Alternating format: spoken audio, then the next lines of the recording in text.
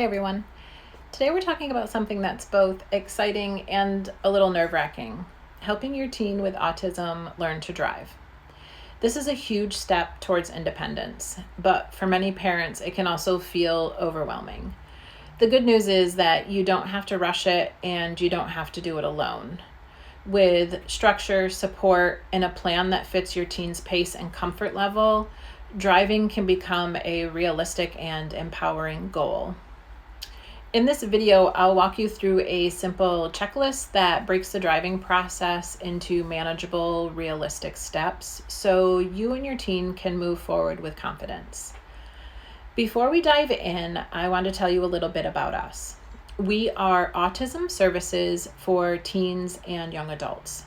We are licensed occupational therapists with years of training in fine motor development, neurological development, and sensory processing. As you'll hear throughout this video, those foundational skills are key to driving success. If you have questions or want support, you can visit our website, which is linked in the description below. All right, so let's get started. Step 1, is my teen ready to drive? Before getting behind the wheel, it's important to ask, is my teen ready? Readiness isn't just about the age or desire to drive. It also includes physical, cognitive, and emotional skills. So here are a few things to look for. Fine motor coordination, like using the pedals smoothly or steering with control. Executive functioning, planning routes using turn signals and following multi-step directions. Cognitive flexibility, staying calm and adjusting when something unexpected happens. Sustained attention, being able to focus for long periods of time, even on the quiet roads. Emotional regulation, managing frustration, anxiety, or sensory overload. If you're unsure about readiness, you can talk with an occupational therapist. They can assess and help you identify what to work on first. Remember, readiness isn't about perfection. It's about knowing where support is needed before adding in any new challenges. So step 2, break driving skills into manageable steps. Once your teen is ready, resist the urge to rush right out. Driving is complex. It requires coordination, attention, problem solving, and regulation all at once. The best way to teach it is to break everything down into small, concrete steps. For example, start by planning a simple route together. Work on reviewing road signs and traffic signals one at a time. Practice lane changes step by step, even while the car is parked. Start in a calm space like a driveway or an empty parking lot, then move on to quiet streets before busier roads. The goal is to reduce feeling overwhelmed and build mastery one small piece at a time. Step 3, use visual supports. Visuals can be powerful tools for autistic learners. Before your teen drives, help them see what to expect. You might use diagrams of intersections, traffic lights, or highway exits. You can use toy cars or paper maps to practice decision making. You can use driving simulators or video games to safely build reaction time and confidence. Simple driving scripts like check mirrors, then signal, then change lane. These tools turn abstract rules into concrete, repeatable patterns, reducing stress and boosting confidence. Step 4 is scaffold practice.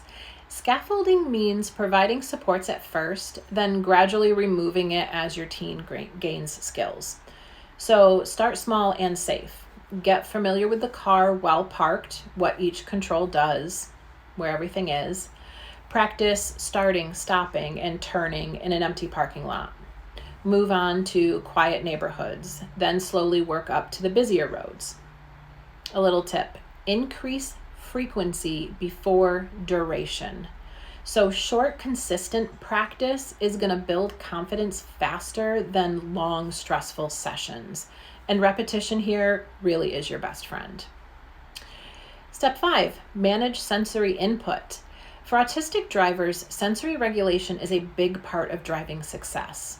The road involves constant motion, lights, noise, unpredictability, which can be very overwhelming. So here are a few ways to support sensory comfort. You're going to choose calm, predictable routes at first. Keep the car's environment consistent, the same seat position, the same temperature, the same setup. Minimize noise. Some teens prefer soft music, others prefer silence. You can use sunglasses or visors if the brightness is distracting. Practice responses to loud or sudden sounds like sirens or horns so they don't feel shocking. A predictable environment helps your teen stay grounded and focused. Step 6, get support from professionals and other parents. You don't have to do this alone. There are driving instructors who specialize in teaching teens with autism, and they can make a huge difference. You can also reinforce related life skills at home, like time management, problem solving, flexible thinking. You can also consider some support from an occupational therapist or a specialized driving program or your teen's school or other community resources. The more consistent the supports, the smoother the learning experience is going to be. So step 7, build emotional resilience. Driving is emotional, even for neurotypical adults. For autistic teens, learning to manage mistakes and stress is especially important. Try some strategies like role-playing common scenarios like a flat tire or a traffic jam or getting pulled over. Teach self-monitoring by saying steps out loud. I'm checking my mirrors now. I'm going to slow down. Celebrate the small wins, like a smooth turn or a calm stop or remembering to use the mirrors. Every success builds confidence and motivation.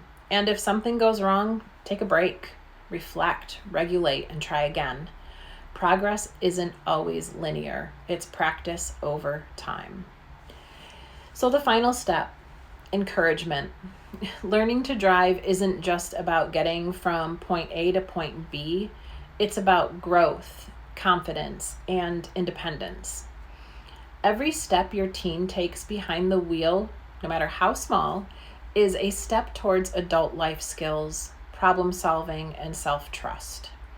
And your role as a parent, to guide, to scaffold, and to celebrate every milestone along the way. Empowerment behind the wheel starts with structure, support, and steady encouragement. Thanks so much for spending time with me today. If this guide was helpful, consider subscribing or sharing it with another parent who's supporting their teen on their journey. Remember, you're not just teaching driving, you're teaching independence. And that's a beautiful journey. Thanks for watching.